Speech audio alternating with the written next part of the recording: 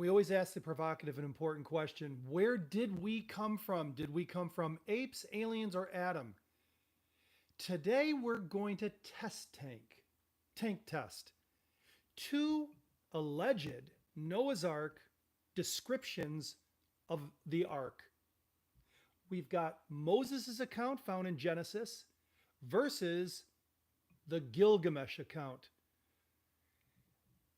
And we're going to see just exactly, we're going to bring a little science in to see just exactly who's more shipworthy, seaworthy.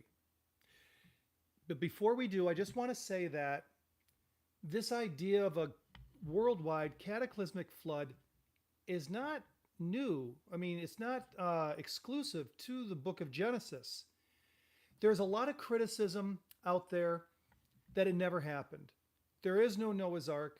It'll never be found. There was no worldwide flood. That the fossil record and all of the geological strata that you see from sedimentary rock, that should be a clue right there. Sedimentary rock means it's waterborne rock that's created, such as slate, coal, sandstone, limestone, okay? All of that, including the fossils, were not created 4,400 years ago during a worldwide flood that covered the entire earth, some 22 and a half feet above every mountain. We're not sure exactly how tall the mountains were. They're guessing around 8,000 feet was the tallest. Above that for almost a whole year. None of this 40 days and 40 nights. That's only one small portion of the whole process. If that happened, you would think that there would be an indelible print, a mark, throughout the world in our history, and that's exactly what we find. Now, there's approximately 500, that's 500, flood legends throughout the world. These are indigenous people separated from one another. And one thing they do have in common, and I've read a couple hundred of them already just in North America. Just in North America, the Native Americans, there's 100 flood legends among the Native Americans. And let me tell you something, my friends, when you read it, whether it be Native American, whether it be in the Bible, whether it be from in the Sumerians, it doesn't matter. It's never local. And the devastation isn't 5 or 10 feet, 20 feet that a local flood could produce for a short period of time. No, it's tops of the mountains, just below the mountains, above the mountains, and it's worldwide and it's wiping out all of humanity. Yeah. Out of those 500 legends, is there one that's the champion of them all? Many have said that the book of Genesis is that champion and that can be taken literally 6, 7 literal days of creation, a literal worldwide flood no more than about 4,500 years ago. Is it true? Now, they're still hunting for Noah's Ark on Mount Ararat. Yes, I know that nearby and several thousand feet up, they believe that they have found Noah's Ark at the Jerupanar site. I don't believe that's it, but you know what? I could be wrong, and that's fine, which means that any investigation on Mount Ararat itself would come up with nothing. But the hunt is still on, and I don't think it's just wishful thinking. Okay, so what are we going to do tonight? I'm going to introduce to you at least four flood legends, two of which have their representatives here. And then we're going to bring in not a boxing ring, but a tank of water. And we are going to test tank and see who is the champion. So, hello everyone. Hi Del. Hi Dark. Welcome. Hi Bob. I'm glad you're here. And Kevin, welcome. All right. I'm going to share with you a resource that's only a few dollars on Amazon, and I wish everybody would get themselves a copy and read it. In Search of Noah's Ark. It's not a new book. Came out in 1976. There's a documentary that's equally as good, but the book is really good. I recommend that you take the few dollars that it costs to get this into your hands and go and grab yourself a copy. All right. I may have a link in the description. You can look for it. That'll get you directly there to be able to grab a copy. This is a great little book. I mean, it's really very, very well written, very well researched, and answers a lot of the questions that people have. And it's a fun read on top of that. Okay.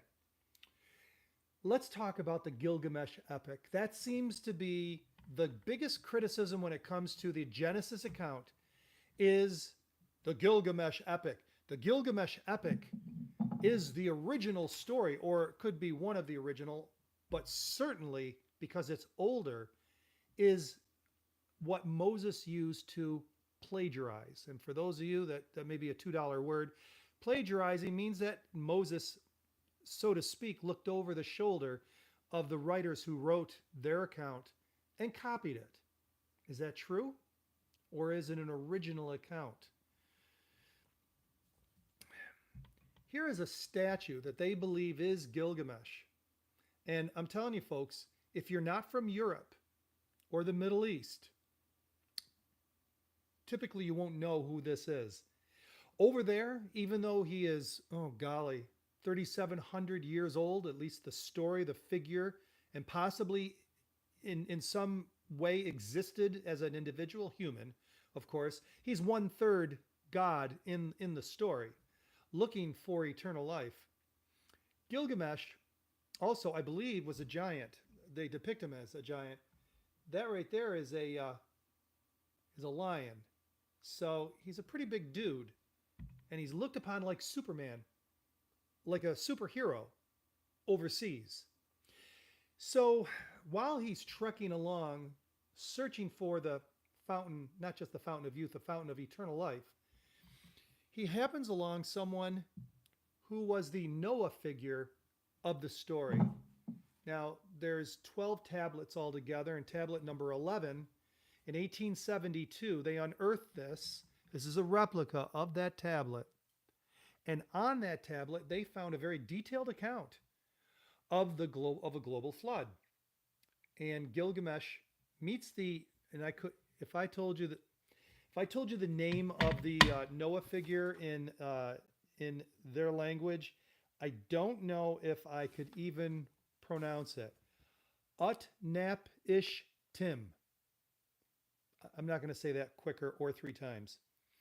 So he goes to him and says, hey, how did you survive? Do you know the secret of eternal life? That was the idea. In the process of this interview, the story is told about the worldwide flood. And it was a worldwide flood, cataclysmic flood. Let me introduce to you as evidence number 1, Gilgamesh's Ark. Gilgamesh's Ark was 192 feet by 192 feet by 192 feet. It was a perfect square, and it had 7 levels altogether. And so it took a week to build, okay? And when they got on board, I believe that the flood only lasted a week, okay? And then the Noah figure and the animals and whatever were saved. That's basically it. But this is what the ark looked like. It's described as such. There's no question about it. All right. Let me just set this down. There is another, and I'm not going to get too heavy into it because I want to do an entire program on just the 4 different Noah's Ark or flood legends. And I think you're going to find it interesting. But there is a round basket, and we're creating a replica of that will be shown in our future program. But I just want to let you know that that is also in contention, but won't be tank tested tonight because we don't have one currently. But there is that, and it's also an ancient account. And in the story is given about how the flood comes and animals and a family were saved. All right. So the Genesis account was written around, excuse me, 1440 BC, and the Gilgamesh Epic was written around 17 to 1800 BC. So you can see there's around 350-year difference between this and the written Hebrew account by Moses. And yes, it takes, when you're an investigator and you're trying to assess who's right, what's the truth, which account is the first account or the more accurate account, if you want to call it that. And maybe that's not a fair assessment if you're looking for the most accurate. You're just looking for the first. Let's just say that. Well, this would win. Of course it's first. First in the sense of anything that we found written. But is it the most accurate? Now, this idea that Moses plagiarized this account right here is fair. That's fair. But that's the only reason that they give, or only possible explanation. When you're at a crime scene, you don't just say, well, it was the candlestick, the butler, and it was in the dining room. Well, what if it wasn't? What if the butler wasn't even around? Is there any other explanation other than this is older and the Genesis account is plagiarized? That's it? We're going to give you one additional reason why that this, of course, is older than Genesis, but this is inferior to the Genesis account. Hold that thought, okay? Hold that thought. Now let's talk about the Moses account of the Ark. We just saw the Gilgamesh version of the Ark in physical form. Here is the Noah's Ark from Genesis. It has a 6:1 ratio of width to length. According to eyewitnesses, and you don't have to believe this or not because it is not in the Genesis account, the eyewitnesses said that there was a keel. George Hagopian in 1902 and 1904 said that there was a keel when he stood there and on top of Noah's Ark as a young man. The Bible does talk about windows on top. And this is where the ark got its air and its sunshine. It would come through this opening right here. And then, like a mall, this section where the keel is, all the way up and down is missing. So then when the air and the fresh air and the sunlight come in, it can hit all three levels. There's 3 levels on the ark. Like there was 7 on the Gilgamesh, there's 3 here. And so at an angle, coming in on each side, it lights up and produces fresh air for each side all the way up and down. Pretty interesting. In 1976, and this book talks about it, it's the only place you're going to find it. In 1976, when they were making this film, In Search of Noah's Ark, they created a mock-up version of the ark based on the biblical account and the eyewitness account of George Hagopian. They blended them together. This is approximately what it looked like. They made it out of wood, okay? And they brought it to the Scripps Institute Oceanographic Institute in San Diego, California, which, by the way, is not mentioned in the book by name, nor in the movie. And the reason is that they had an agreement that they wouldn't disclose who was doing this testing in their tank that they normally use for the United States Navy to test their boats. Beautiful, perfect place to bring it. So they bring this model to San Diego and they put it in the tank to test its buoyancy and ship or water integrity and shipworthiness. And let me tell you what they found out. They said that the way this is designed, that it can withstand waves of up to or over 200 feet. And they said that normally in the ocean, you will never get a wave that large because the ocean displaces that kind of energy. But if it did, it could survive that. Also, it can pitch and yaw, which means that it can go from side to side full 90 degrees without tipping over. And even if it did do that, water would not enter into the ark because the only opening was up here. And you could go 90 degrees and probably the water would sneak right up to there because of the way it's weighted. If it did, it could survive. Interesting. One other interesting tidbit. It said that when left alone in the tank, it would always right itself into the wave. Now, I was in the United States Navy and we went overseas, and we would have someone from the quarterdeck or where they're steering the ship get on there so the whole ship could hear, and they would say, "Stand by for heavy rolls." What they were doing was, instead of going straight into the waves, they would tack one way or the other because they had to turn, maybe to go south or north or whatever as we were heading west. We were in San Diego and we headed to Hawaii and then Japan and Korea and the Philippines. And when we did, this is what would happen. And then it would do this. And you had to watch yourself because you could get hurt if you didn't brace yourself or if you didn't tie everything down like you're supposed to. Everything becomes a missile on a ship. That's what they called it. A missile on a ship when it's not tied down or stowed properly. So the interesting thing is, without a rudder, this thing would naturally turn itself into the waves on its own. Wow. The person in charge of the tank testing of Noah's Ark, the model, said it was one of the most seaworthy ships designs that he'd ever tested. What does that say about the Genesis account? Well, let's not go any further. But before we do, just a real quick commercial break. I want to make this available to you. And whether you're watching this now or the replay, you can still get it. The 3 top reasons why Noah's Ark must still exist. And this is a 2-page report. You're only seeing the first page right here. You can't get this anywhere on the internet.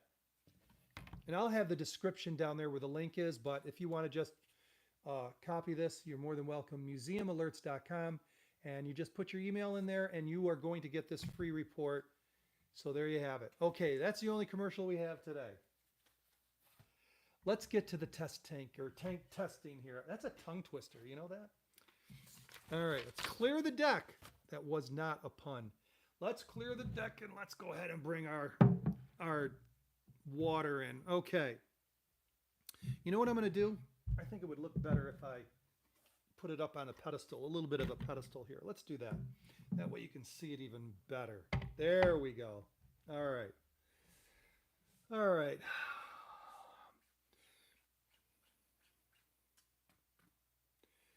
Now, this is a 6-to-1 ratio. Now, granted, this isn't a perfect experiment. In order to do that, this would be hollow. Then you would weight it down on the bottom floor, a little bit on the top, the middle floor. So this is not a perfect example of what an ark, true ark, scientifically done, but it's for this kind of demonstration, it works for us. Okay, so we put this in the water. And the important thing is that if we are going to have waves, all right, so if we're going to produce waves, and let's just see how this rights itself. I'm not going to do it at 90 degrees, but I'm going to do it near. Look at that. It rights itself. And again, 200 foot. This thing isn't sinking. That's the whole point. So this is a pretty good design, I would say. Would you not? And again, I'm going to give you my reason why the Genesis account did not copy the Gilgamesh Epic. Now, these are in perfect accordance with one another. This is the size relative to this size of both the arks. And here is the Gilgamesh Epic Ark.